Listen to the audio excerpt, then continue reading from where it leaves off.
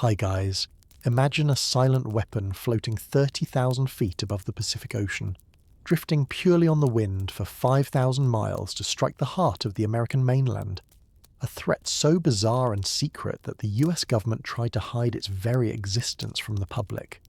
It wasn't a stealth bomber or a supersonic missile, but a balloon made of paper and potato paste, designed to rain fire on the forests of Oregon and spread panic across the continent. This is the incredible and tragic untold story of Project Fugo, the only time during World War II that the continental United States was subjected to sustained enemy air attacks,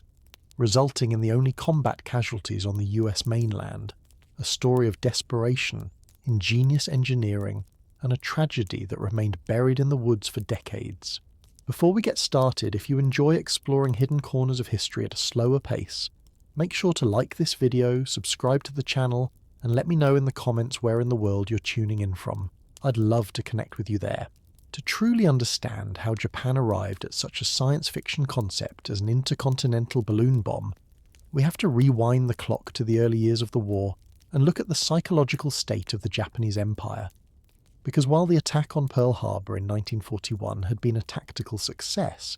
it had awakened a sleeping giant, and by 1942, the sense of invincibility in Tokyo was about to be shattered. The catalyst for the Fugo project wasn't an offensive strategy initially, but a reaction to a humiliating shock known as the Doolittle Raid, where American Lieutenant Colonel James Doolittle led a daring squadron of B-25 bombers launched from an aircraft carrier to strike Tokyo itself. While the physical damage to Tokyo was minimal compared to the firebombing that would come later, the psychological impact was devastating, because the Japanese military leadership had promised their emperor and their people that the sacred soil of Japan would never be touched by an enemy attack. This promise was broken, and the military high command was consumed by a burning need for retaliation, specifically a way to strike back at the American mainland to prove that the United States was not safe behind the vast barrier of the Pacific Ocean. However, Japan faced a massive logistical problem. They did not have long-range bombers capable of flying from Japan to California and back, and their navy was increasingly tied up in defensive battles across the Pacific Islands, making it too risky to bring aircraft carriers close enough to the American coast to launch raids. They needed a weapon with infinite range, something that didn't require fuel, pilots, or expensive runways, and in their search for this miracle weapon, Japanese scientists turned their eyes to the sky and a mysterious natural phenomenon that their pilots had struggled against for years. They had noticed that at high altitudes, above 30,000 feet, there were strong air currents that flowed consistently from west to east, moving at speeds that seemed impossible, sometimes exceeding 100 or even 200 miles per hour. Today we know this as the jet stream, a crucial component of global weather and aviation. But in the 1940s, it was barely understood by the rest of the world, giving Japan a unique, albeit temporary scientific advantage. The brainchild of the Imperial Japanese Army's No. 9 Research Laboratory, the idea was deceptively simple. If they could build a balloon capable of reaching that high-altitude stream, the wind itself would carry the weapon across the ocean in just 3 or 4 days, delivering a payload of incendiary and anti-personnel bombs directly to the forests and cities of the Pacific Northwest. It was an audacious plan that combined ancient Japanese craftsmanship with cutting-edge atmospheric science, a project that would eventually mobilize thousands of teenage schoolgirls in a secret manufacturing effort that rivals any wartime mobilization in history. The goal was not just to burn down forests, but to incite terror, to make every American look up at the sky and wonder if the wind was bringing death to their doorstep. As the Japanese military approved the project, they named it Fugo, a code name derived from the Japanese characters for balloon and number, setting in motion one of the strangest and most ambitious military campaigns of the 20th century, one that would go unnoticed by the targets until it was too late. The engineering challenges facing the researchers at the Noborito laboratory were staggering,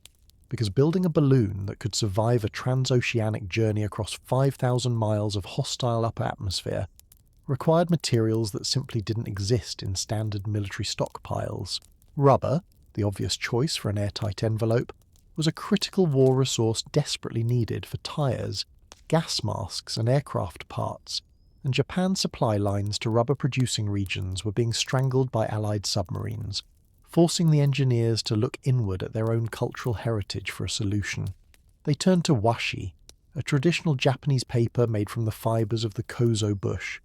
a type of mulberry tree that had been used for centuries to make everything from sliding doors to sturdy umbrellas, possessing a unique structural integrity that was both lightweight and incredibly tough when laminated. However, raw paper leaks hydrogen gas like a sieve, so to make the 33-foot diameter envelopes airtight, the scientists utilised a chemically treated paste made from konnyaku, or devil's tongue root, a tuber normally used in Japanese cuisine to make noodles, creating a strange juxtaposition where a potential famine food became the glue holding together a weapon of mass destruction. The production of these massive paper spheres could not be handled by standard factories, so the imperial government mobilized hundreds of thousands of Japanese schoolgirls, transforming movie theaters, sumo arenas, and school gymnasiums into makeshift assembly lines, where teenagers worked 12-hour shifts, laminating layers of paper together with the edible paste. These young girls, some as young as 13 or 14, were told they were building weapons to defend their homeland, but they were kept in the dark about the true nature of the balloons, often working in freezing conditions with their hands turning purple and raw from the harsh paste, unaware that the sheets they were smoothing out would soon be floating over American soil. But the material was only half the battle because the physics of the jet stream presented a lethal problem known as the diurnal cycle, where the sun's heat during the day would cause the hydrogen gas inside the balloon to expand, threatening to burst the envelope, while the freezing cold of the night would cause the gas to contract, making the balloon lose lift and crash into the ocean long before reaching North America. To solve this, the engineers designed an ingenious altitude control mechanism, a purely mechanical analog computer made of aluminum and brass that functioned like a robot pilot without any electronics. The system used a series of aneroid barometers calibrated to specific pressure levels. If the balloon dropped below 30,000 feet, the circuit would close and fire a small explosive charge that cut a rope,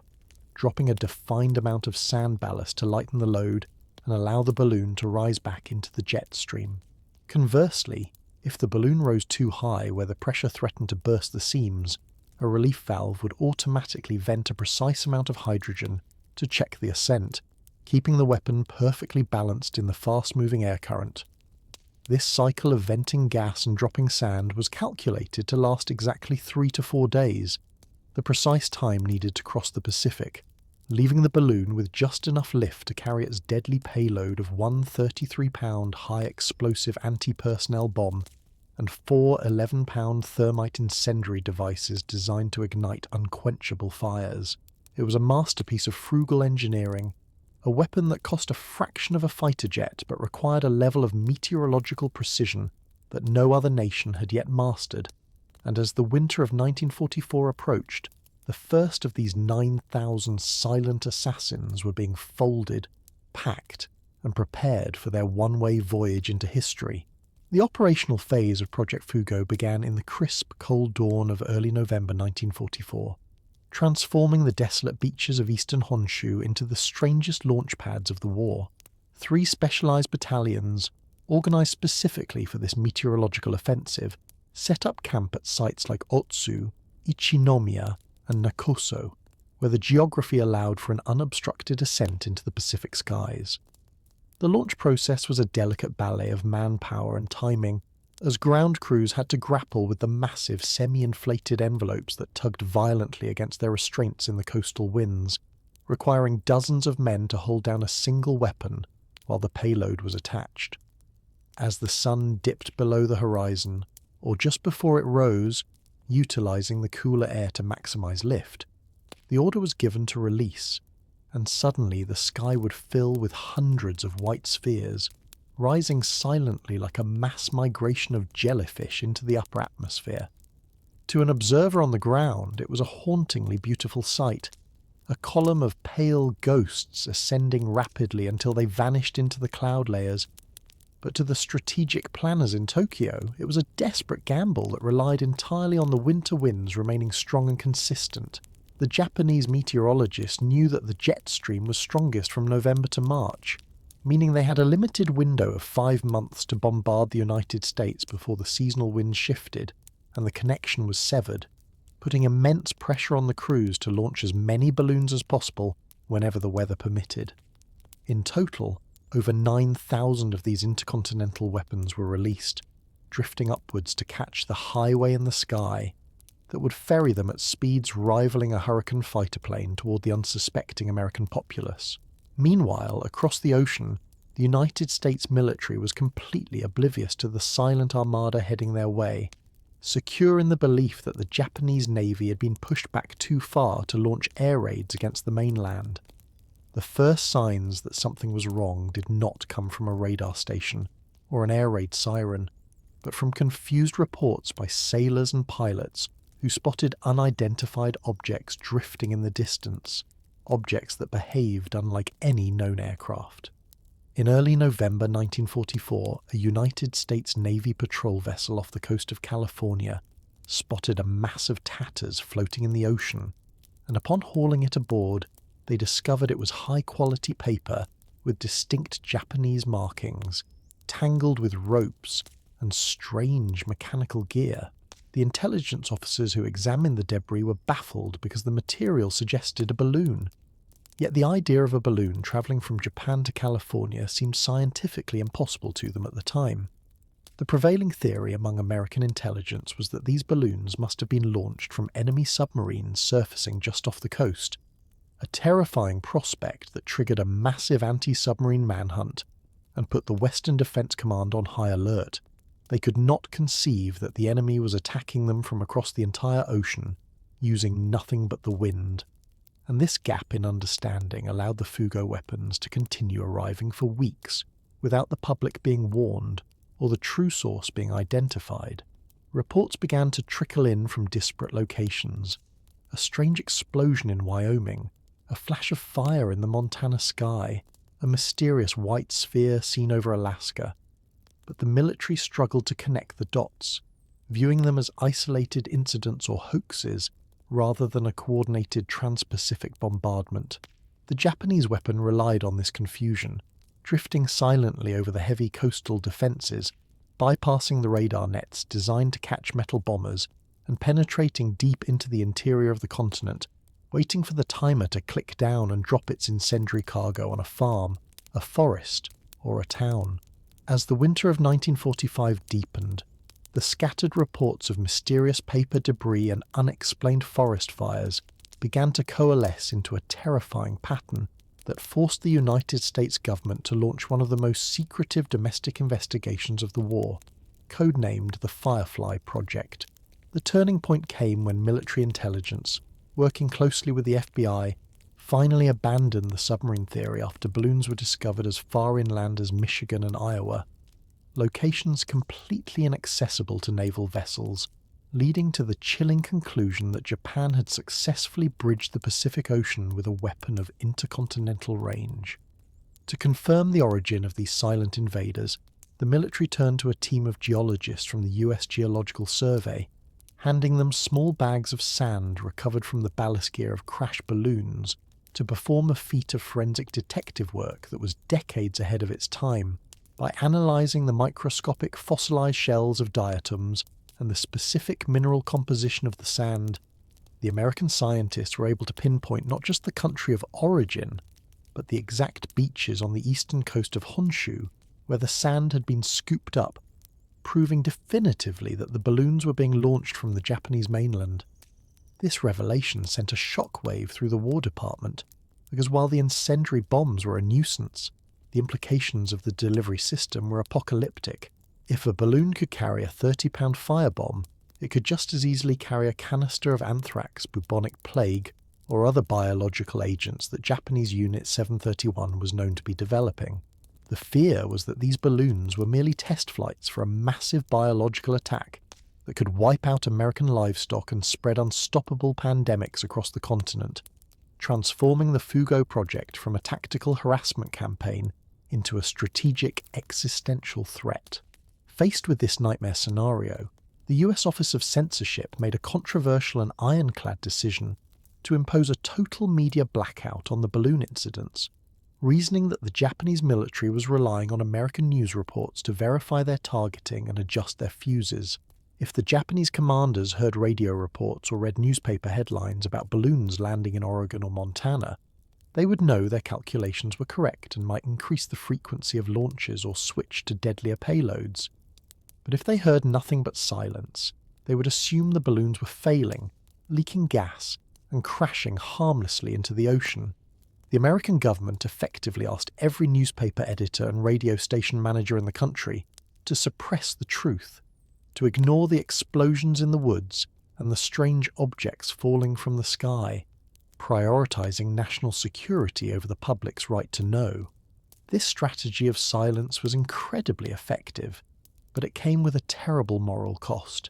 because by keeping the public in the dark, the government left civilians completely vulnerable, unaware that the strange white fabric they might find while hiking or picnicking was actually a lethal trap waiting to be triggered. While the blackout successfully confused the Japanese generals, leading them to believe the project was a total failure due to the lack of damage reports, it created a dangerous blind spot for American families living in the Pacific Northwest, who continued their daily lives blissfully ignorant of the fact that thousands of bombs were drifting over their heads, settling into the trees and snowbanks of their backyards, waiting for a curious hand to disturb them. The tragedy that the Office of Censorship had feared, and that the silence was intended to prevent, finally struck on a quiet Saturday morning, May 5th, 1945, in the sleepy timber community of Bly, Oregon. The war in Europe was hurtling toward its final conclusion, with Nazi Germany collapsing, creating a mood of cautious optimism across America. But in the Pacific Northwest, the danger was far closer than anyone realized. On this particular morning, the Reverend Archie Mitchell, the young and dedicated pastor of the Christian and Missionary Alliance Church, decided to take advantage of the beautiful spring weather to host a picnic for his pregnant wife, Elsie, and 5 students from his Sunday school class. The group piled into the Reverend's sedan, a scene of pure Americana, with 26-year-old Elsie, who was 5 months pregnant with their first child, chatting happily with the children, 13-year-old Jay Gifford, 14-year-old Edward Engen, 12-year-old Sherman Shoemaker, 11-year-old Dick Patsky, and his 13-year-old sister, Joan Patsky. They drove out of town toward Gearhart Mountain, ascending into the thick pine forests of the Fremont National Forest, looking for a perfect spot to spread out their lunch and enjoy the fresh mountain air away from the stresses of wartime rationing and daily news broadcasts. Around mid-morning, Reverend Mitchell found a suitable clearing near a logging road, pulled the car over, and began to unload the food and fishing gear from the trunk, while Elsie and the excited children ran ahead into the woods to explore the creek and play among the trees. As Archie was organising the picnic basket, he heard one of the children shout back, "Look what I found, dear," followed by Elsie calling out to him about a strange white object caught in the brush. Unbeknownst to them, a Fugo balloon had drifted silently over the ocean weeks or months prior, snagging its shroud lines in the canopy of the Oregon forest before slowly deflating and draping its lethal payload across the forest floor, where it lay like a sleeping viper waiting for a vibration to wake it. The object looked like a large, deflated parachute or a pile of white canvas, an odd curiosity in the middle of nature that naturally drew the children in for a closer look. As they gathered around the debris, likely pulling at the fabric or the ropes to see what it was, the motion disturbed the anti-personnel bomb that was still attached to the carriage, a device designed to trigger on impact or disturbance. Back at the car, Reverend Mitchell heard a shout of warning, perhaps from one of the boys who noticed the metallic object, but it was instantly drowned out by a deafening, thunderous explosion that shook the ground and echoed through the valley. The bomb, packed with high explosives and shrapnel, detonated at point-blank range in the centre of the huddled group, creating a scene of devastation that shattered the peaceful silence of the forest. Archie dropped the picnic basket and sprinted toward the rising cloud of dust and smoke, his heart pounding with a terror that no words can describe, only to find a scene of absolute horror. The blast had instantly killed the 4 boys and his wife Elsie, whose dress was on fire. Joan was still alive but critically injured, though she would succumb to her wounds minutes later, leaving Archie as the sole survivor standing amidst the carnage of his entire world. In a cruel twist of fate, a road crew working nearby had heard the explosion and rushed to the scene, expecting to find a dynamite accident, only to discover the grieving pastor trying to extinguish the flames on his wife's body with his bare hands. This horrific event marked the only combat deaths to occur on the continental United States during World War II. A singular tragedy caused by a weapon launched from 5,000 miles away, killing a pregnant woman and 5 children who had no idea they were on a battlefield. The irony was suffocating. Had the government warned the public about the balloons and described what they looked like, Elsie or the children might have recognised the white envelope and stayed back, but the veil of secrecy meant to protect the nation had inadvertently led these innocent civilians directly into a death trap. The military arrived quickly to cordon off the area, suppressing the news and swearing the road crew and local doctor to absolute secrecy, treating the site not just as a crime scene, but as a classified military incident, denying the families the truth of what had killed their children for weeks, effectively burying the reality of the Japanese attack along with the victims in the quiet earth of Oregon. The heartbreaking loss of Elsie Mitchell and the 5 children in Oregon served as a grim wake-up call for the American government, shattering the calculated logic of the media blackout and forcing a desperate recalibration of the balance between national security and public safety. The War Department realized that maintaining total silence was no longer morally defensible when innocent civilians were being blown up in their own backyards, so they initiated a carefully worded publicity campaign designed to warn the populace without giving the Japanese the targeting feedback they so desperately craved. The message broadcast over radios and printed in flyers was deliberately vague, warning Americans, particularly those in rural areas west of the Mississippi River, to avoid touching any strange balloons or unidentified debris they might encounter in the wild, framing it as a matter of general safety rather than explicitly admitting that the country was under intercontinental bombardment. While this belated warning came too late for the Mitchell family, it undoubtedly saved lives as reports began to flood in from farmers, loggers, and hikers who had stumbled upon the white envelopes and, remembering the vague warnings, alerted the authorities instead of investigating themselves. However, the true scope of the danger was far greater than the public knew, for the balloons were not just landing in forests, they were drifting dangerously close to some of the most critical and sensitive military infrastructure in the United States, threatening to disrupt the very efforts that would ultimately end the war. In a twist of irony that seems almost scripted by a Hollywood writer, one of the Japanese balloons managed to navigate the thousands of miles of ocean and mountains to descend directly upon the Hanford Engineer Works in Washington state, the top-secret facility where the United States was refining plutonium for the Manhattan Project. At this specific moment in history, Hanford was arguably the most important factory on Earth, producing the nuclear fuel for the Fat Man bomb that would later be dropped on Nagasaki, and the facility relied on a massive uninterrupted supply of electricity to power the cooling pumps for its nuclear reactors. The Japanese balloon, seemingly guided by a malevolent chance, drifted into the high-tension power lines feeding the plant, and as its metal shroud lines draped across the wires, it created a massive short circuit that triggered safety mechanisms and shut down power to the entire complex. For a few terrifying moments, the cooling systems failed, and the scientists at Hanford stared at their instruments in horror, fearing a catastrophic meltdown of the nuclear pile that could have turned Washington state into a radioactive wasteland. Fortunately, the backup generators kicked in just in time to restore circulation and prevent a disaster, but the incident highlighted the terrifying randomness of the Fugo weapon. A device made of paper and glue, costing only a few $100s, had come within inches of disabling the billion-dollar atomic bomb project that was the culmination of American scientific might. This event was kept so secret that it wasn't declassified until decades later, but it underscored the chaotic potential of the balloon offensive, proving that while the weapons lacked precision guidance, their sheer unpredictability made them a threat that could not be ignored. The balloons continued to demonstrate their erratic reach by landing in the most unexpected places, showing up as far south as the Mexican border and as far east as Michigan, with some even drifting into Canada, forcing the Royal Canadian Air Force to join the hunt. The North American continent was vast, and searching for these silent intruders was like looking for a needle in a haystack, leading the military to realize that they could not simply wait for the balloons to land. They had to hunt them in the air. This necessity gave birth to a new and frantic phase of defensive operations, where pilots were scrambled to intercept the slow-moving spheres at high altitudes,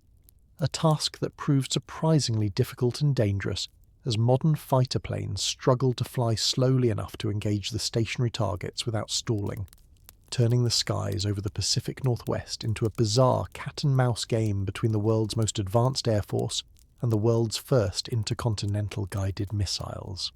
The mobilization of the 4th Air Force to combat the Fugo threat marked the beginning of a bizarre chapter in aerial warfare, a campaign codenamed Operation Sunset that pitted the most advanced industrial technology of the United States against the silent drifting weaponry of the Japanese Empire. The strategic objective was clear: create an impenetrable wall of radar and fighter aircraft along the Pacific coast to intercept the balloons before they could cross the shoreline. But the operational reality was a nightmare of technical limitations and frustrating physics. The military quickly realized that their standard air defense protocols, designed to catch formations of heavy metal bombers or fast-moving Zero fighters, were almost useless against solitary paper spheres floating at 30,000 feet. The first major hurdle was detection, as the balloons were constructed almost entirely of organic materials, paper, potato paste and wood, giving them an incredibly small radar cross-section that made them effectively the first stealth weapons in history. To the early radar operators staring at their oscillating green screens, a Fugo balloon looked like a ghost, a flickering blip that could easily be mistaken for a flock of birds, a cloud anomaly, or simple electronic noise, meaning that many balloons drifted over the coast completely undetected. When a target was confirmed, usually by visual spotting from ground observers, the challenge shifted to the pilots of the P-38 Lightnings and P-61 Black Widows, who were scrambled to intercept. Climbing to 30,000 feet or higher to engage the intruders pushed these piston-engine aircraft to their absolute mechanical limits, as the thin air at that altitude sapped engine power and made the controls sluggish and unresponsive. Once the pilot managed to claw his way up to the balloon's altitude, he faced a deadly problem of relative velocity. The balloon was moving at the speed of the wind, perhaps 100 miles per hour, while the fighter plane had to maintain a high speed just to stay airborne and avoid stalling in the thin atmosphere. This meant the pilot had only a fleeting window of a few seconds to line up his sights, fire his guns, and peel away before he zoomed past the target or collided with it. The engagement itself was fraught with frustration because standard ball ammunition would simply punch neat little holes through the paper envelope, allowing the hydrogen to leak out so slowly that the balloon could continue drifting for hours or days before finally descending. To actually bring one of these leviathans down, pilots had to use incendiary tracer ammunition, aiming specifically for the gas bag to ignite the hydrogen. But this carried its own risks. If the balloon exploded too close, the resulting fireball could engulf the attacking plane, or the debris from the heavy metal chandelier carriage could be sucked into the fighter's intakes. There were reports of pilots expending their entire ammunition drums turning a balloon into Swiss cheese, only to watch it float on, seemingly invincible, mocking the sheer firepower of the American military. The Sunset pilots were effectively trying to shoot down clouds, engaging in a high-stakes game of whack-a-mole across thousands of miles of airspace, often battling blinding glare from the sun and sub-zero temperatures that froze their gun mechanisms. Despite establishing a massive cordon of aircraft and radar stations from California to Alaska, the interception rate was dishearteningly low, with fewer than 300 balloons shot down or recovered out of the estimated 9,000 launched. the vast majority simply slipped through the net, drifting silently over the snow-capped peaks of the Cascades and the Rockies, proving that even with total air superiority, the United States could not hermetically seal its borders against an enemy that utilised the very forces of nature as a delivery system. The failure of the interception campaign meant that the defence of the nation ultimately relied not on guns or missiles, but on the sheer vastness of the American landscape, hoping that the bombs would fall in empty deserts or uninhabited forests rather than on cities or schools, a strategy of probability that left the safety of the public entirely to chance. While the pilots of the 4th Air Force struggled to catch the elusive ghosts in the upper atmosphere, a different and equally desperate war was preparing to unfold on the forest floor, driven by the terrifying realization of what the Fugo weapons were ultimately designed to do. The strategic genius and malevolence of the Japanese plan lay not in the explosive power of any single bomb, but in the cumulative potential for ecological devastation, as the primary payload of the balloons was incendiary devices intended to ignite the vast, dense timberlands of the Pacific Northwest. The American military planners looked at the calendar with growing dread because, up until May 1945, the balloons had been arriving during the winter and early spring months, when the forests of Oregon, Washington and Idaho were blanketed in snow or soaked with seasonal rains, rendering the incendiary bomblets largely ineffective. However, the generals knew that the dry summer season was approaching, a time when the humidity drops and the pine needles turn into tinder. If the Japanese continued their bombardment into July and August, thousands of balloons raining fire down on parched, inaccessible wilderness could spark uncontrollable firestorms that would consume the region's timber resources, distract the population, and divert thousands of troops from the war effort to fight catastrophic wildfires. To counter this looming inferno, the United States Army activated one of the most unique and historically significant units of the entire war, the 555th Parachute Infantry Battalion, known affectionately as the Triple Nickles. This unit was the first all-black airborne battalion in the history of the US Army, composed of elite volunteers who had trained rigorously at Fort Benning to jump behind enemy lines in Europe or the Pacific, proving their valour in a military that was still deeply segregated and sceptical of their abilities.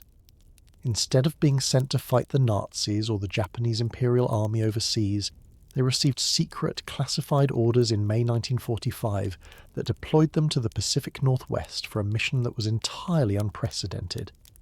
They were to become Smokejumpers,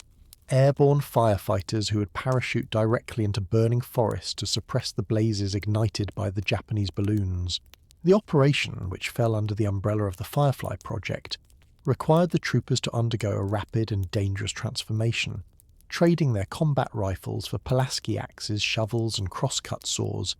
and swapping their standard military parachutes for the steerable chutes used by the US Forest Service. Based out of Pendleton Field in Oregon and Chico Army Airfield in California, these men were tasked with a job that combined the dangers of combat with the hazards of extreme wildland firefighting. They had to jump into rugged, mountainous terrain, often landing in 100-foot-tall trees, and then hike for miles to reach the crash sites. Their mission was twofold and doubly deadly. First, they had to locate and disarm the unexploded Japanese bombs, which required approaching the unpredictable mechanisms that might have been hanging precariously from branches or buried in the brush. And second, they had to contain any fires before they could spread into larger conflagrations. The 555th effectively became the nation's rapid reaction force against the balloon offensive, conducting over 1,200 individual jumps during that summer on 36 major fires, facing the very real possibility that they might be blown up by a booby-trapped balloon carriage while trying to dig a fire line. It was a cruel irony that these men, who were denied the full rights of citizenship at home and barred from combat roles abroad due to the colour of their skin, were the ones entrusted with the physical defence of the American homeland against the only enemy attacks on its soil. They performed their duties with exceptional courage and discipline, suffering numerous injuries from rough landings in the rocky terrain, broken legs, and crushed vertebrae. Yet they never lost a man to the Japanese bombs. The work of the Triple Nickles remained largely classified for decades, a silent service where the enemy was the fire and the wind. But their presence in the woods that summer ensured that the Japanese goal of creating a continental firestorm never materialized, effectively neutralizing the incendiary threat through sheer physical endurance and bravery. As the Triple Nickles stood guard over the forests, the intelligence war continued to rage in the background as American scientists and strategists tried to predict the Japanese next move, unaware that the enemy leadership in Tokyo was making decisions based on a complete lack of information, a silence that was slowly strangling the Fugo project from the inside. While the Triple Nickles were risking their lives jumping into the smoke-choked canopies of the Pacific Northwest, a psychological drama of agonizing suspense was playing out 5,000 miles away in the command bunkers of Tokyo, where the architects of Project Fugo were slowly coming to the realization that their grand experiment was failing, not because of American defenses, but because of a deafening silence that they could not interpret.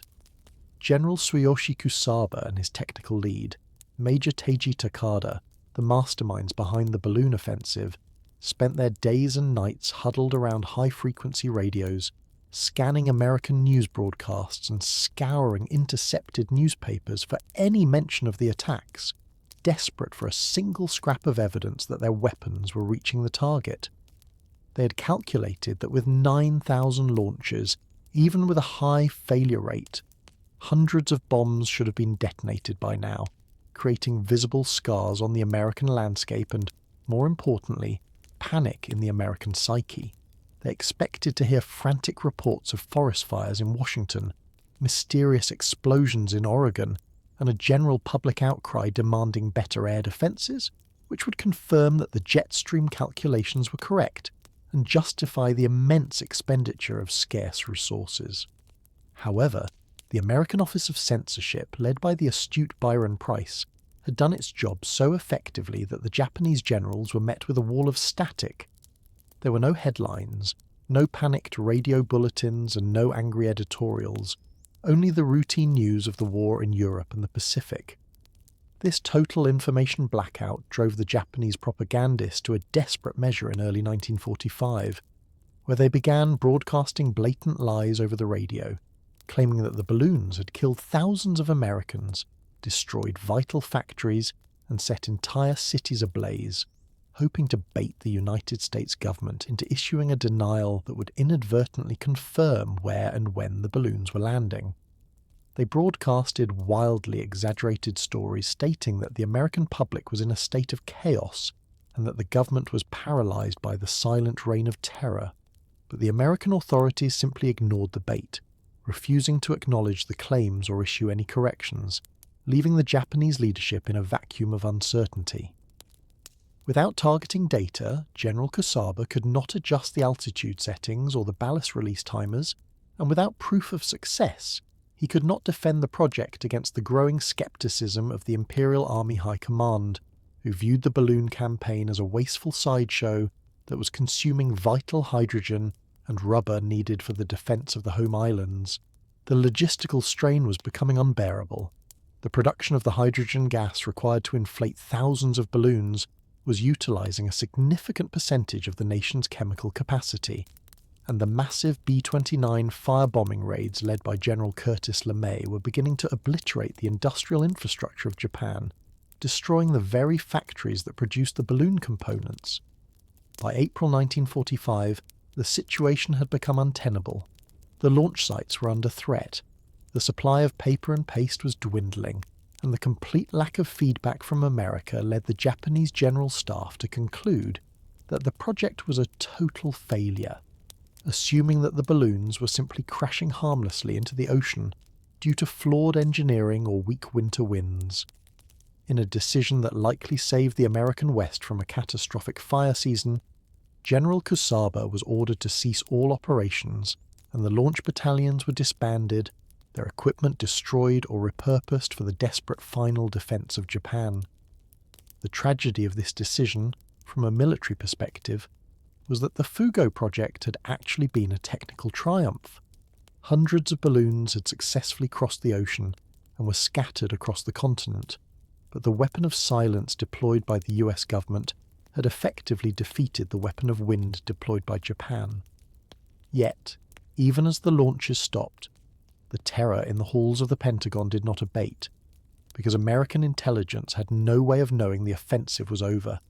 They feared that the pause in balloon sightings was merely the calm before a much deadlier storm. The discovery of the balloon mechanisms had revealed no biological agents, but the potential was undeniable, and top-secret intelligence reports began to circulate warning that the Japanese might be retooling the balloons to carry vector-borne diseases. The thought of a balloon dropping a ceramic pot filled with plague-infected fleas or anthrax spores into the grazing lands of the Midwest kept American generals awake at night, transforming the Fugo remnants from physical bombs into psychological spectres that haunted the strategic planning of the US military long after the last balloon had been released from the beaches of Honshu. The true magnitude of the horror avoided by the United States only becomes clear when we peel back the layers of secrecy surrounding the relationship between the balloon engineers at the Noborito Laboratory and the biological warfare architects of Unit 731, the infamous covert division of the Imperial Japanese Army. While the balloons that drifted over Oregon and Montana carried incendiary and high explosive charges, American intelligence officers lived in a state of perpetual dread because they knew that the delivery system was perfectly suited for a far deadlier cargo, biological agents. Deep within the classified archives of the Japanese military, plans had indeed been drawn up to utilize the Fugo weapons as vectors for bacteriological warfare, a concept aggressively pushed by Lieutenant General Shiro Ishii, the sadistic mastermind behind Unit 731, who had already tested bubonic plague, cholera, and anthrax on Chinese civilians and prisoners of war. The logic was terrifyingly sound. The balloons operated in the cold upper atmosphere, a giant refrigerator that could preserve temperature-sensitive bacteria during the trans-Pacific voyage, and upon descending into the temperate forests of North America, they could release not explosives, but ceramic vessels filled with billions of infected fleas or aerosolized spores. The specific target of these proposed biological attacks was not necessarily the human population, but the American food supply, specifically the vast cattle herds of the Western Plains. Japanese scientists had cultivated a particularly virulent strain of rinderpest, a cattle plague that had a mortality rate of nearly 100%, and they calculated that if even a few dozen balloons successfully dropped this virus into the grazing lands of Wyoming or Texas, the resulting contagion would wipe out the American livestock industry, causing mass starvation and economic collapse that would cripple the war effort. This was not merely a theoretical fear. Recovering American crews treated every crash balloon as a biohazard site, donning decontamination suits and masks before approaching the wreckage, while scientists from the US Chemical Warfare Service hurriedly swabbed the paper envelopes and the sand ballast, culturing the samples in mobile laboratories to test for signs of plague or anthrax. The anxiety was so high that the US government stockpiled vaccines and deployed veterinary rapid response teams to the western states, ready to slaughter thousands of animals at the first sign of infection to contain an outbreak. The reason this apocalyptic scenario never materialized was a complex mix of fear and logistics within the Japanese high command. While General Ishii was eager to unleash his biological arsenal, other military leaders, including General Yoshijiro Umezu, blocked the deployment of biological payloads on the balloons, not out of humanitarian concern but out of a pragmatic fear of massive retaliation. They understood that if Japan crossed the line into biological warfare against the American mainland, the United States would likely respond in kind with chemical or biological weapons that could devastate the densely populated and starving Japanese home islands, or perhaps accelerate the use of the rumoured superweapon that the Americans were developing. Furthermore, the Japanese meteorologists raised a chilling possibility. The wind patterns were not always stable, and there was a slight statistical chance, however small, that the jet stream could shift or loop, potentially blowing the infected balloons back over Japan or its occupied territories, causing a self-inflicted pandemic. Thus, the Fugo project remained a conventional explosive campaign, but the shadow of what could have been a biological attack delivered by the wind remains one of the most chilling what-ifs of World War II, a nightmare that the American government kept strictly classified for decades to prevent mass panic, knowing that the only thing standing between the American public and a plague was the hesitation of a few generals in Tokyo. Even though the Japanese High Command had officially terminated Project Fugo in April 1945, silencing the launch sites and disbanding the regiments, the threat to the American continent did not vanish with the cessation of the winds. Instead, it transformed into a lingering, silent menace that turned the vast wilderness of the West into an invisible minefield. The terrifying reality was that of the estimated 1,000 balloons that successfully crossed the Pacific, fewer than 300 had been located or destroyed by the summer of 1945, meaning that hundreds of live weapons were still hiding in the dense canopies of the Cascades, buried under the melting snowpacks of the Rockies, or drifting endlessly in the stagnant air currents of remote valleys, waiting to be discovered. The end of the active bombardment phase merely marked the beginning of a dangerous legacy phase, where the passage of time made the devices even more volatile. The mechanism that controlled the balloon's altitude and payload release was powered by a wet cell battery filled with a caustic electrolyte that was designed to freeze and thaw. But as the months passed, the battery casings began to corrode, and the complex circuitry of relays and fuses became encrusted with rust and grime, rendering the safety systems unpredictable. A bomb that might have been safe to approach in March could become a hair-trigger death trap by July,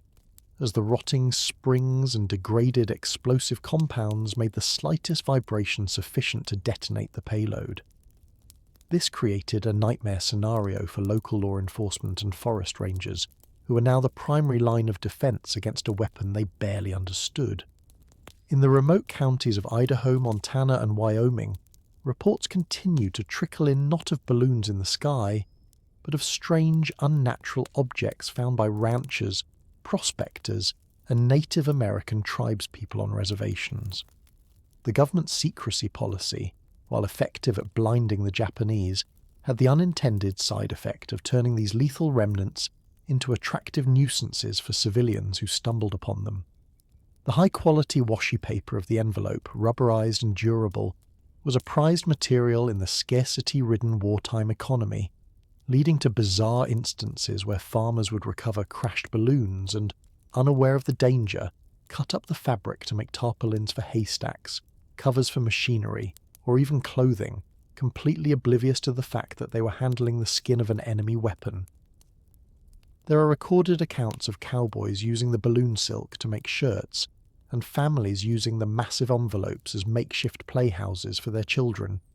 a chilling testament to the innocence of the public in the face of a hidden war. To combat this, the military had to quietly intensify its recovery operations, dispatching intelligence officers to tiny frontier towns to confiscate the materials and swear the locals to silence, often fabricating cover stories about weather balloons or experimental training gear to quell any rumours of enemy action. One particularly harrowing aspect of the recovery effort involved the demolition blocks attached to the carriage. These were small bricks of picric acid, a high explosive used to self-destruct the classified altitude control mechanism after the payload was dropped. Picric acid is notoriously unstable, especially when it crystallizes or reacts with metal over time, meaning that bomb disposal experts were often tasked with neutralizing devices that were chemically degrading into a state of extreme sensitivity. These brave men had to hike miles into roadless terrain, carrying heavy tools and explosives to perform delicate surgery on a rusted alien machine that had been sitting in the rain and sun for months. The geographic spread of the recovery sites was staggering, illustrating the chaotic nature of the wind. Balloons were found as far north as the Yukon Territory in Canada, where the Royal Canadian Mounted Police joined the hunt, and as far south as Mexico, where puzzled villagers encountered the strange white spheres in the desert scrub. The ghost balloons of 1945 created a unique psychological burden on the intelligence community, who had to sift through hundreds of false positives, reports of Venus, weather balloons, or simply drifting newspapers, to find the genuine threats, never knowing if the next report would be a dud in a field or a tragedy like the one in Bly, Oregon. As the summer heat intensified, the fear of a delayed incendiary catastrophe remained high, keeping the Triple Nickles and the Forest Service on a permanent war footing, scanning the horizon for the telltale column of smoke that would indicate a Fugo had finally woken up from its long slumber to complete its mission of destruction. As the smoke cleared over the ruins of the Japanese Empire in September 1945, a different kind of invasion force landed on the shores of Honshu, composed not of combat troops, but of scientific intelligence teams, meteorologists and engineers scrambling to secure the secrets of the enemy's advanced weapons programs before they could be destroyed or lost to history. High on the priority list for the American Technical Air Intelligence Units was the complete unravelling of the Fugo project, a mystery that had baffled the War Department for over a year. While the atomic bomb had ended the war, the American military was still deeply unsettled by the fact that Japan had managed to strike the continental United States with impunity, and they needed to understand exactly how this feat had been accomplished to ensure it could never happen again. The investigation led American officers to the charred remains of the Noborito laboratory and the launch sites at Otsu and Ichinomiya, where they found a scene of deliberate destruction. The launch pads had been dismantled, the hydrogen generators smashed, and thousands of unlaunched balloons had been burned by the retreating Japanese forces to maintain the honour of the project. However, the human intelligence remained, and the interrogation of General Tsuyoshi Kusaba and Lieutenant Colonel Teiji Takada provided a fascinating and humbling post-mortem for the American conquerors. When the American interrogators sat across the table from the architects of the balloon offensive, they expected to hear about complex guidance systems, advanced synthetic materials, and a vast network of spies spotting the landings. Instead, they were stunned to learn the primitive, almost medieval truth behind the weapon's construction. The revelation that the glue holding the envelopes together was made from konnyaku, a common root vegetable used in soups and stews, left the American chemical engineers in disbelief. They had spent millions of dollars analysing the balloon fragments in high-tech laboratories, suspecting some new polymer, only to find out they had been fighting against a weapon made of food. The cultural disconnect was profound. The Americans viewed the balloons as a terror weapon, but the Japanese officers explained them in terms of retaliation and spirit, a desperate attempt to touch the enemy that was destroying their homeland. But the most chilling moment of these post-war debriefings came when the subject turned to the effectiveness of the campaign. General Kusaba revealed that the Japanese High Command had estimated that the jet stream would carry the balloons to America in roughly 3 days, but they had absolutely no way of knowing if the theory worked in practice because of the total information blackout imposed by the US government. Kusaba admitted that they had listened to American radio broadcasts day and night, hoping for a slip-up, a mention of a fire or a sighting, but the silence was so absolute that they concluded the balloons were failing to reach the continent entirely. He explained that if they had received even a handful of confirmed reports indicating where the balloons were landing, they could have adjusted the ballast timers to drop the bombs on cities like Chicago or Milwaukee, or increase the production to overwhelm the defences. The American officers realised with a cold shiver that the censorship policy, which had been so controversial and difficult to enforce, had been the decisive factor in the battle. It wasn't the P-38 Lightnings or the radar nets that stopped the Fugo, but the disciplined silence of the American press and public. The Japanese had ceased operations not because they ran out of balloons, thousands were still in reserve, but because they were fighting blindfolded, convinced by the lack of news that their windship weapons were dissolving harmlessly in the Pacific storms. This realization validated the terrifying concept of information warfare. The battle for the American homeland was won not by firepower, but by denying the enemy the knowledge of their own success. The post-war analysis also revealed the frightening scale of what could have been. The Japanese had plans in the works for larger, more durable balloons made of rubberized silk that could carry heavier payloads, potentially including the biological agents that Unit 731 had been advocating for. The American investigators confiscated tons of documents, blueprints, and meteorological data, packing them into crates bound for Wright Field in Ohio, where the technology of the death balloons would be studied not as a historical curiosity, but as the grandfather of a new age of intercontinental warfare. The Fugo project, while tactically a failure in terms of damage caused, was strategically a horrifying success, in proving that the oceans were no longer a barrier, a lesson that would drive the development of the Cold War's most terrifying weapons. The investigation concluded that the Fugo was the first true intercontinental weapon system in human history, predating the ICBM, and while it was powered by the wind and built by schoolgirls, it had shattered the illusion of American isolationism forever, leaving a legacy of vulnerability that would define the national defense strategy for the next half-century. The scientific revelation of the jet stream was one of the most unexpected spoils of war derived from Project Fugo, forcing American meteorologists to humble themselves before the data collected by their former enemies and rewriting the textbooks on global aviation. Before the balloon offensive, the high-altitude air currents were a realm of myth and dangerous anecdote for American aviators. B-29 pilots flying bombing raids over Japan had reported terrifying turbulence and headwinds so fierce that their ground speed dropped to nearly zero, effectively hovering in place while burning fuel, sitting ducks for anti-aircraft fire. They called it the Great Snake, or simply the Devil's Wind. But they didn't understand its global continuity until they studied the flight paths of the paper balloons. The Fugo project proved that this river of air was not a localized anomaly over Japan, but a planetary phenomenon, a continuous belt that encircled the northern hemisphere like a distinct atmospheric organ. The Japanese scientist Wasaburo Oishi is often credited with discovering the jet stream years earlier by tracking weather balloons from Mount Fuji, but his work was published in Esperanto and largely ignored by the West until the Fugo weapons arrived as undeniable physical proof of his theories. This meteorological data, harvested from the study of the enemy's attack vectors, became the foundation for modern trans-Pacific aviation, allowing commercial airliners in the post-war era to cut hours off their flight times by riding the jet stream, just as the bombs had done. A strange irony where a weapon of terror helped shrink the world and connect nations. However, while the skies cleared of the balloon threat,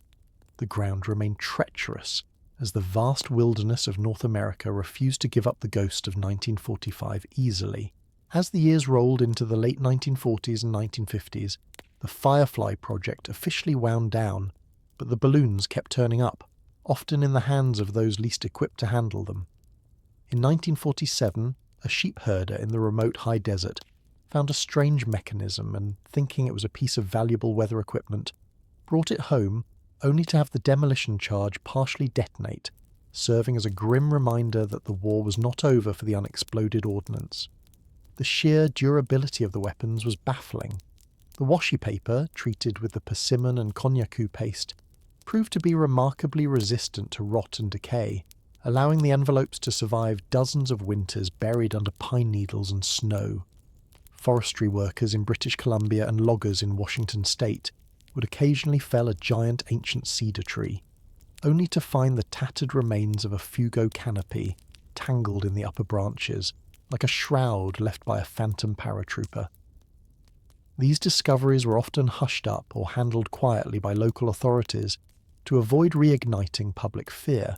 but every new find triggered a frantic scramble by the explosive ordnance disposal (EOD) teams who had to treat 10-year-old explosives with the same extreme caution as fresh ones.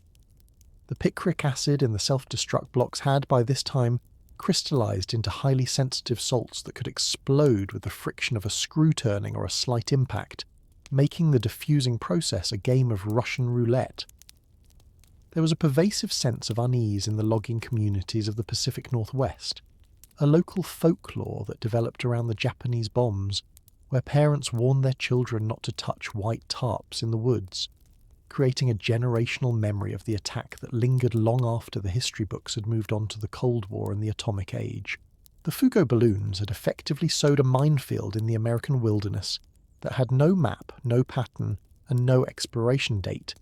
turning a peaceful hike into a potential encounter with World War II well into the Eisenhower era. One particularly chilling incident occurred in the 1950s when a balloon payload was discovered in Alaska, perfectly preserved in the permafrost, looking as fresh as the day it was launched. A dormant killer frozen in time, waiting for the thaw to unleash its incendiary potential on a world that had largely forgotten it existed. The legacy of the Fugo project did not end with the surrender on the deck of the USS Missouri, but rather it underwent a strange metamorphosis, shedding its identity as a crude weapon of terror to be reborn as a sophisticated tool of Cold War espionage, effectively bridging the gap between the hot war with Japan and the silent war with the Soviet Union. When American engineers at Wright-Patterson Air Force Base finally dissected the altitude control mechanisms and studied the barometric triggers of the Japanese balloons, they didn't just see a failed bombing campaign, they saw the blueprint for the future of strategic reconnaissance. The United States military realized that the Japanese had stumbled upon the perfect stealth platform, a vehicle that flew too high for most interceptors, moved too slowly for radar to consistently track, and cost virtually nothing to produce compared to a U-2 spy plane or a satellite. This realization birthed a series of top-secret American projects in the late 1940s and 1950s, most notably Project Genetrix and Project Moby Dick, which were essentially the high-tech grandchildren of the Fugo. The objective was no longer to drop incendiary bombs on forests, but to float high-altitude balloons equipped with heavy, complex camera arrays over the Iron Curtain of the Soviet Union and China, using the very same jet stream currents that the Japanese had utilized to attack Oregon. The American engineers replaced the paper and potato paste with polyethylene plastic, and the sand ballast with advanced electronics, but the fundamental physics, the variable altitude principle of riding the wind, was a direct inheritance from the Noborito laboratory. Thousands of these American balloons were launched, drifting silently over the vast expanse of Russia, photographing nuclear test sites and military bases, creating a bizarre mirror image of history where the victims of the balloon bomb became the masters of the balloon spy. This covert balloon activity had a massive, unintended cultural side effect that still resonates in American society today: the birth of the UFO phenomenon. In the summer of 1947, just 2 years after the Fugo offensive, the Great Flying Saucer Wave began with the sighting by Kenneth Arnold in Washington state and the infamous incident at Roswell, New Mexico.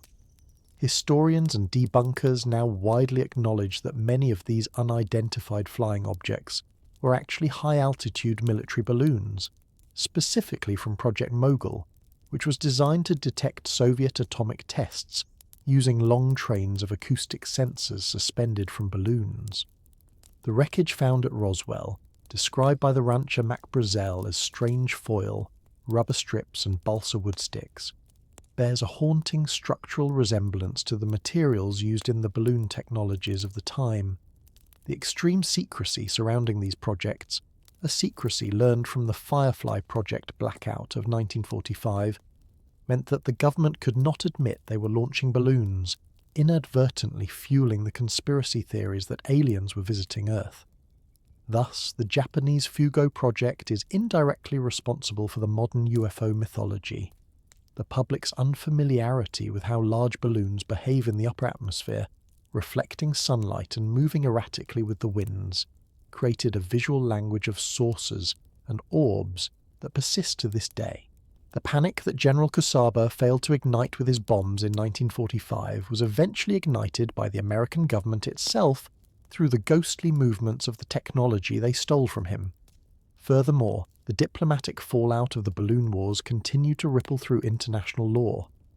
When the Soviets discovered these American spy balloons drifting over their territory, they were furious, leading to tense standoffs and shoot-downs that mirrored the American pilots chasing Japanese balloons over the Cascades a decade earlier.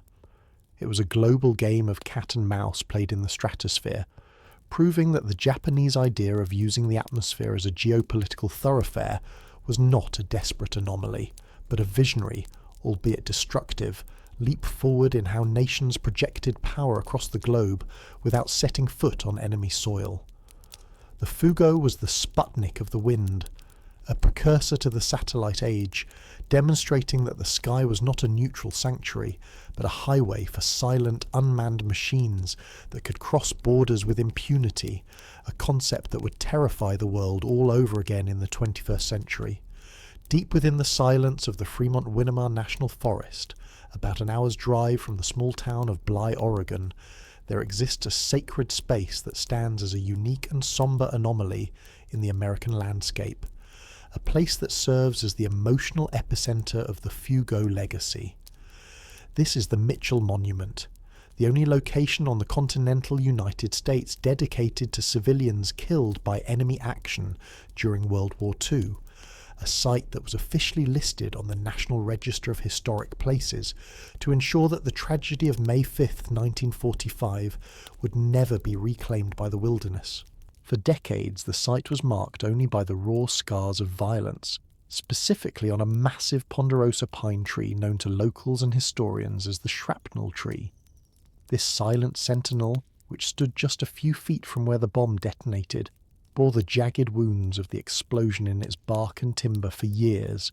a living witness to the moment Elsie Mitchell and the 5 children were taken. While the tree eventually died and was preserved as part of the memorial, the site transformed from a crime scene into a place of pilgrimage, not just for the grieving families of the victims, but remarkably for the very people who had built the weapon.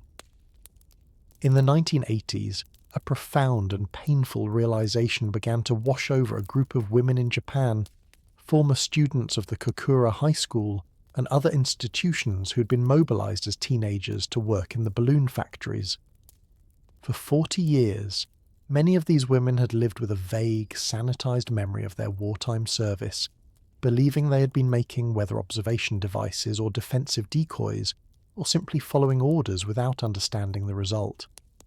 It wasn't until Japanese researchers and journalists began digging into the history of the Fugo project that the terrible truth was revealed to them.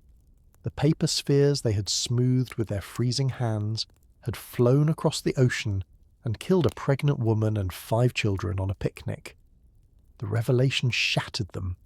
They were no longer just innocent bystanders of the war, but unwitting accomplices in the deaths of children who were the same age as they had been when they built the bombs. Overcome with a deep sense of collective guilt and sorrow, these Japanese women, now grandmothers themselves, decided that they could not remain silent. In a remarkable act of penance and reconciliation, they organized a movement to reach out to the families of the victims in Oregon, bridging the chasm of hatred that the war had created. They folded 1,000 paper cranes, the senbazuru, a traditional Japanese symbol of peace and healing made famous by the story of Sadako Sasaki, and sent them to the Mitchell Monument as an offering to the spirits of the children they had unintentionally killed. This gesture was not just a symbolic act, but a deeply personal plea for forgiveness, accompanied by heartbreaking letters in which the women expressed their horror that their patriotic duty had resulted in such a senseless tragedy. The intersection of these two groups, the families of the American victims who died without knowing what hit them, and the Japanese women who built the weapon without knowing what it would do, created a powerful narrative of shared victimhood. In 1995, for the 50th anniversary of the tragedy, a delegation of Japanese citizens, including scientists involved in the project, and students from the very schools that had manufactured the balloons, travelled to the remote woods of Oregon to stand at the monument. There, amidst the whispering pines and the lingering ghosts of the war, they met with the surviving siblings of the victims in a tearful ceremony that transcended national borders. The image of Japanese and American hands joining together to lay wreaths at the site where the bomb exploded finally brought a sense of closure to the Fugo project, transforming it from a secret military operation into a lesson on the universal costs of war. The Mitchell Monument today stands not as a mark of anger, but as a testament to the fact that the wind that carried the bombs also eventually carried the message of peace, proving that while the governments of 1945 were locked in a death struggle, the human beings caught in the machinery of war were capable of finding common ground in their shared grief. As we move further into the 21st century, the Fugo project has transitioned from a classified military crisis into one of the most compelling archaeological mysteries of the modern age, driven by a single, haunting statistic. Out of the approximately 9,300 balloons that were launched from the beaches of Honshu, only about 300 have ever been found and documented. This leaves a staggering ghost fleet of nearly 9,000 weapons that are simply missing, unaccounted for in the annals of history. While meteorological models suggest that the vast majority, perhaps 70 or 80%, failed mid-flight due to the harsh conditions of the jet stream and crashed into the freezing waters of the North Pacific, disappearing into the abyss without a trace, the laws of probability dictate that hundreds, if not thousands, of these devices successfully made the crossing and are still out there, hiding in the most remote and rugged corners of the North American continent. They are resting in the dense, impenetrable temperate rainforests of British Columbia, buried under decades of needle cast in the Yukon, or tangled in the high-altitude scrub of the Rocky Mountains, effectively turning the American and Canadian wilderness into a vast, silent museum of unexploded ordnance. This reality has spawned a subculture of balloon hunters, a mix of historians, hikers and treasure seekers who scour old government reports and satellite imagery in hopes of finding the Holy Grail of World War II artifacts. The discovery of a Fugo site today is a rare and electrifying event, often occurring by pure chance rather than deliberate search. For instance, as recently as October 2014, a forestry crew in Lumbee, British Columbia, was conducting routine operations when they stumbled upon a strange rusted metal apparatus half buried in the dirt. It looked like a piece of old mining equipment or a discarded engine part, but upon closer inspection by bomb disposal experts from the Royal Canadian Navy, it was identified as the altitude control mechanism of a Japanese balloon bomb, still intact after resting in the Canadian dirt for 69 years. This discovery sent a ripple of excitement through the historical community because it proved that the missing balloons were not just a myth, they were physical realities waiting to be found. The survival of these mechanisms is a testament to the incredible quality of the Japanese engineering. While the paper envelopes usually biodegrade or are eaten by animals within a few years, the aluminum rings, the brass aneroid barometers, and the glass vials of acid used in the battery systems are remarkably resistant to the elements.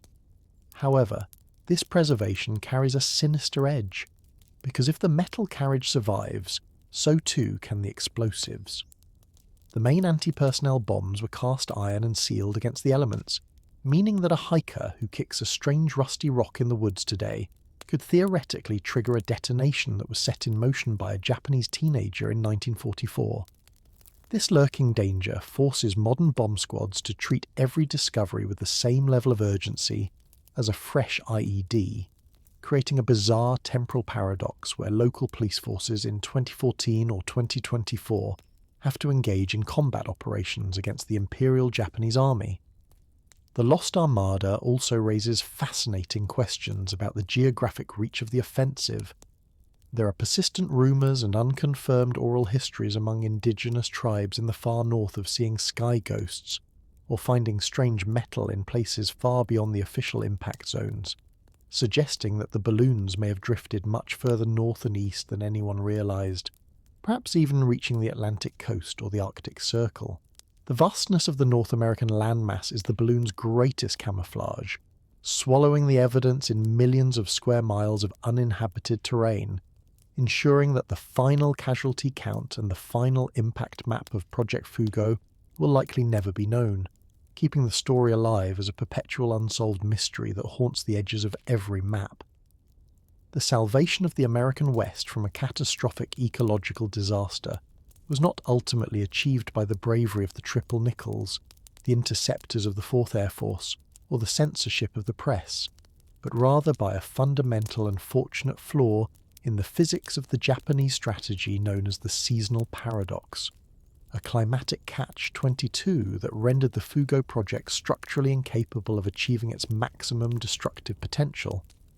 The strategic nightmare that kept American generals awake at night was the image of thousands of incendiary devices raining down on the tinder-dry forests of Oregon and Washington during the peak of the summer fire season, a scenario that would have undoubtedly overwhelmed the US Forest Service and created super fires capable of consuming entire towns and diverting precious military resources from the front lines. However, the Japanese engineers at the Noborito laboratory were bound by the rigid laws of atmospheric science. They had discovered that the Trans-Pacific jet stream, the highway that powered their weapons, was a seasonal phenomenon that only reached the necessary velocities of 100 to 200 miles per hour during the winter months, specifically from November to March. During the late spring and summer, the high-altitude winds weakened significantly and became erratic, meaning that any balloon launched in July or August, the prime time for starting forest fires, would likely stall over the Pacific Ocean and drop into the sea long before reaching the American coast. This forced the Japanese to launch their offensive during the dead of winter and early spring, precisely the time when the Pacific Northwest is at its dampest, covered in deep snowpacks, soaking rains, and pervasive mist that turn the forest floor into a wet sponge rather than a fuel source. When the incendiary bombs, filled with thermite or phosphorus, detonated in the woods of Idaho or British Columbia in January or February,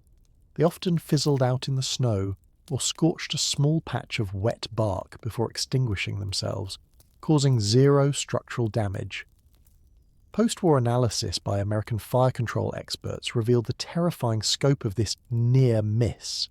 Had the Japanese managed to solve the propulsion problem and launch even a fraction of those balloons during the dry season of 1945, or had the winter of 1944 been unseasonably dry,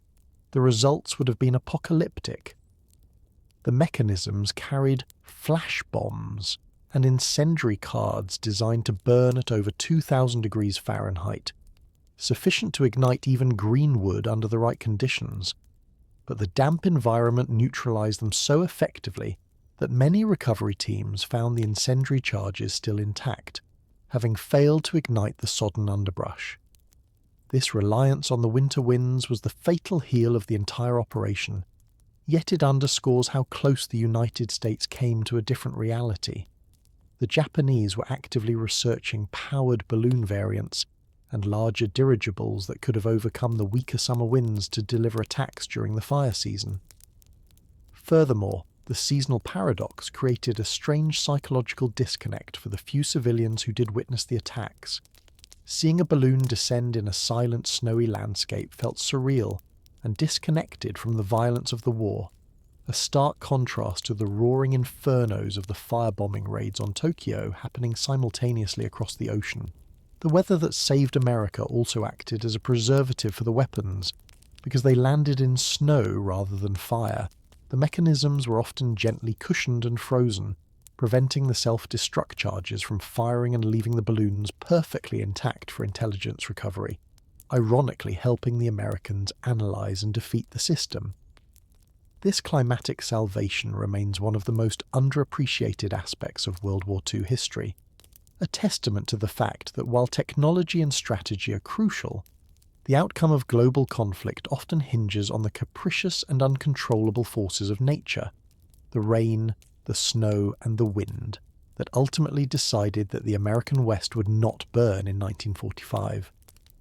The tragedy of the Fugo project is often measured in statistics: 9,000 balloons, 6 deaths, 1 incident.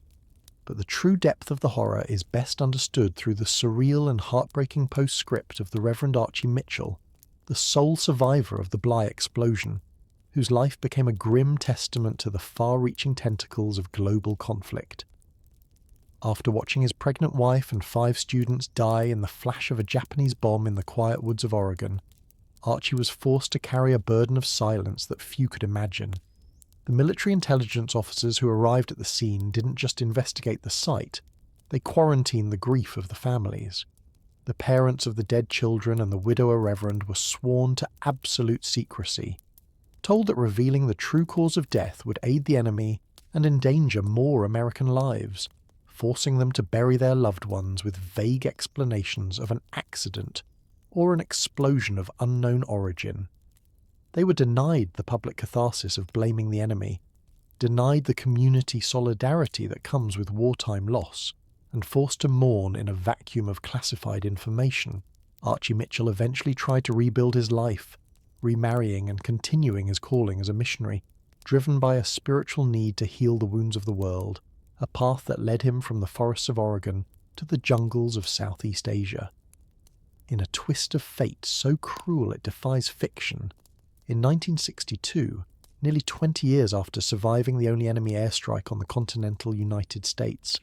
Archie was serving at a leprosy hospital in the grandiose highlands of Vietnam when Viet Cong guerrillas raided the compound.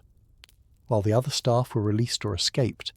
Archie Mitchell and 2 other Americans were taken prisoner, marched into the dense jungle at gunpoint, and were never seen or heard from again. The man who had stood at ground zero of Japan's attack on America became a ghost prisoner of the Vietnam War, vanishing into the mist of history without a trace, leaving his family with 2 unresolvable traumas separated by 2 decades and thousands of miles. This bizarre connection between the Fugo balloons and the Vietnam War highlights the strange, lingering curse of the incident, framing Archie not just as a survivor, but as a perpetual civilian victim of 20th century warfare. A man hunted by the violence of nations, whether he was picnicking in America or healing the sick in Asia. Back in the United States, the fight to properly honour the victims of the Bly explosion was a slow and painful bureaucratic struggle, as the government was hesitant to classify Elsie and the children as casualties of war in the traditional sense. It took decades for the historical record to be fully corrected, and for the Mitchell Monument to receive the federal recognition it deserved, shifting the narrative from a forest accident to a site of enemy action. This delay in recognition meant that for years the narrative of World War II in America was one of total invulnerability at home, a myth that erased the reality of the bleeding families in Oregon. It wasn't until the declassification of the Firefly Project documents that the public truly understood that the Mitchell party hadn't just been unlucky. They had been on the receiving end of a calculated intercontinental military operation. Today, historians view the Bly incident not as a footnote, but as a defining moment that blurred the lines between the front line and the home front, proving that in the age of modern technology, there is no such thing as a safe zone. The memory of Archie Mitchell, the man who survived the balloon bomb only to be swallowed by the jungle, serves as a poignant symbol of the innocent lives caught in the gears of the Fugo project, a reminder that the weapons launched by the schoolgirls in Japan had a blast radius that extended through time, destroying lives long after the last hydrogen balloon had fallen from the sky. When visitors walk through the hushed halls of the National Museum of the United States Air Force in Dayton, Ohio, or the Smithsonian's Udvar-Hazy Center, they are often drawn to the sleek metallic forms of the Enola Gay, or the jagged edges of a German V-2 rocket, symbols of the terrifying speed and industrial power that defined the Second World War. However, nestled among these titans of aluminum and steel lies an artifact that seems almost out of place, a fragile organic object that looks more like a piece of oversized origami or a theatrical prop than a weapon of mass destruction, a preserved Fugo balloon envelope. Seeing one of these weapons up close in the 21st century evokes a profound sense of cognitive dissonance, a disturbing clash between the object's delicate, almost artistic construction and its horrific purpose. The panels of Washi paper, meticulously glued together by the freezing fingers of schoolgirls, have a translucent, skin-like quality that glows under the museum lights, revealing the fibrous texture of the mulberry bush and the hand-applied brushstrokes of the konjaku paste. It is a weapon that feels intimately human, a stark contrast to the cold, mass-produced anonymity of a conventional bomb, and it serves as a silent testament to the total war doctrine that erased the line between combatant and civilian. In the context of military history, the Fugo occupies a unique and often misunderstood category. It was the world's first true intercontinental weapon system, beating the ICBM by over a decade, yet it relied on the most primitive materials imaginable.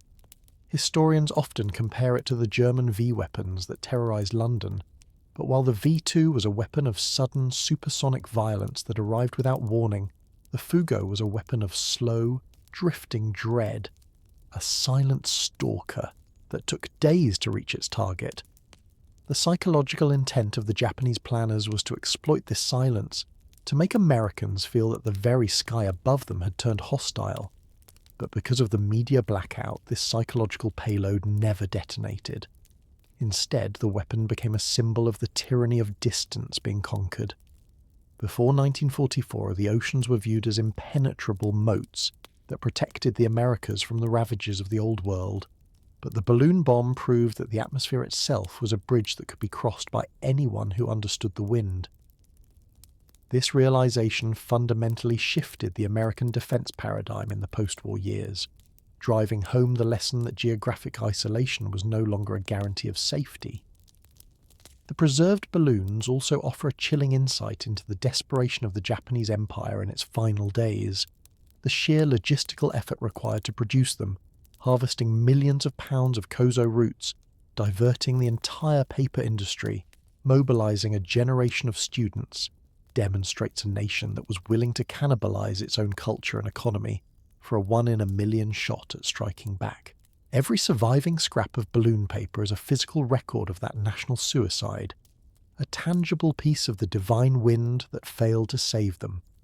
Furthermore, the recovery of these artifacts continues to be a delicate diplomatic dance. Many of the recovered fragments have been returned to Japan, not as war trophies, but as historical touchstones for the communities that built them, allowing the former balloon girls to see the fruits of their labour returned not as bombs, but as museum pieces. The curatorial challenge of preserving the Fugo is immense because the organic materials are prone to insect damage and decay, requiring climate-controlled environments that mimic the cold, dry air of the stratosphere where they were born. As we look at these artifacts today, they serve as a bridge between the ancient and the atomic, a fleeting moment in history where the oldest technologies of paper and wind were combined to fight the newest war,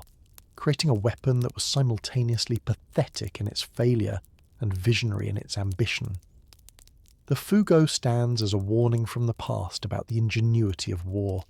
proving that humanity will always find a way to weaponize the environment, turning the clouds and the currents into accomplices in our destruction, a legacy that sits quietly behind glass, waiting for the world to remember the time when the wind brought fire. As we close the final chapter on the strange and terrifying saga of Project Fugo, we are left to grapple with a historical legacy that challenges our understanding of warfare, proving that the most dangerous weapon is not always the one that makes the loudest noise or carries the heaviest payload, but the one that strikes where we feel most safe. The story of Japan's balloon offensive is ultimately a parable about the shrinking of the world,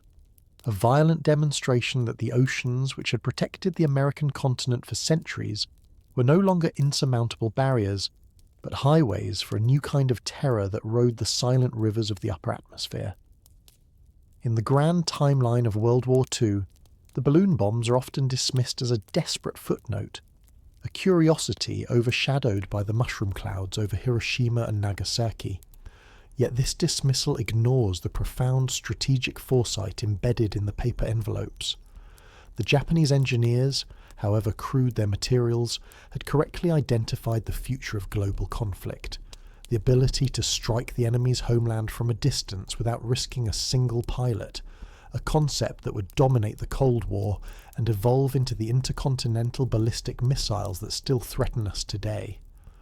The Fugo was the technological ancestor of the drone and the ICBM, a proof of concept that distance is dead. But beyond the military strategy, the human element of this story remains its most haunting aspect. The image of thousands of Japanese schoolgirls folding paper in freezing makeshift factories, believing they were protecting their families, contrasted with the image of the Mitchell children playing in the Oregon woods, completely unaware that a wind from 5,000 miles away was bringing their death, creates a heartbreaking tapestry of shared tragedy. It reminds us that in the machinery of total war, there are no innocent bystanders, and the consequences of a decision made in a bunker in Tokyo can ripple across the ocean to shatter the silence of a Sunday school picnic in America. The silence that surrounded the project, the silence of the balloons drifting through the stratosphere, the silence of the American media blackout, and the silence of the buried history has finally been broken by the passage of time, allowing us to see the weapon for what it truly was, a bridge of tragedy connecting two nations. Today, the forests of the Pacific Northwest have largely healed over the scars of the explosions, and the Washi paper of the lost balloons has mostly dissolved into the soil, returning to the earth from which it came, but the lesson remains buried there like a dormant seed. We live in an age where spy balloons and high-altitude surveillance are once again making headlines, reminding us that the sky above our heads is a contested space, and that the wind is a force that ignores borders, treaties, and radar systems. The floating fire of 1945 was a failure in terms of burning down the American West, but it was a horrifying success in proving that we are all connected by the same air, vulnerable to the same currents, and subject to the same whims of nature and war. The Fugo project stands as a somber monument to the ingenuity of desperation, a warning from history that even the most peaceful elements of our world, the breeze, the clouds, the trees, can be turned against us, leaving us to watch the skies not just with wonder, but with a wary respect for the silent travellers that might be passing overhead. As we remember Elsie Mitchell and the 5 children, the only Americans to die by enemy hands on their own soil during the global conflagration, we must also remember the ghost armada that never arrived, the thousands of bombs that the ocean swallowed, and the terrifying fragility of the peace we enjoy today. This was the Fugo project, the first intercontinental war in human history, fought not with rockets and jet fuel, but with paper, paste, and the patience of the wind. A story that drifted out of the fog of war to land in our history books, demanding that we never forget the time when the world became small enough for a balloon to cross an ocean and break a heart.